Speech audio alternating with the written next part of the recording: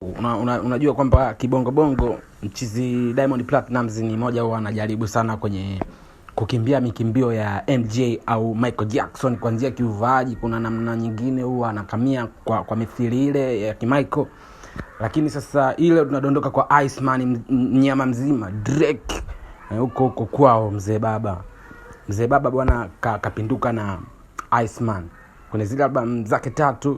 Mimi nataka kwanza tupindukie hapa kwenye Iceman na atuingii kwanza kwenye magoma na manini. Tunaishia kwenye cover ambapo mchizi kwenye lile cover kaondoka na glove la dhahabu, lile glove la dhahabu, glove la Michael Jackson wenyewe wanaliita. Iko hivi, cover inaonyesha mkono aliovaa glove yenye limestone au crystals zinazong'aa, mkono unaofanya kama zile pose za Michael Jackson. Nafahamika kwamba Drake ni mchizi mzuri tu, anayemzungumziaga chanya sana MJ Michael Jackson.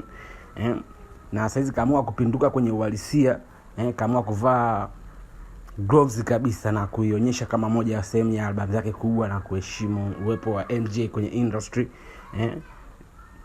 Baada ya kupinduka na hiyo chini hiyo gloves ambayo amenunua kwa zaidi ya $120,000 na $20,000 na kadhaa huko. Inasemekana ni moja ya gloves za MJ kama zile alizovaa kwenye Victory Tour na Billie Tour miaka hiyo. Alitumia hiyo. Hii inachukuliwa kama flex kubwa wakati huo kwa mchikizi.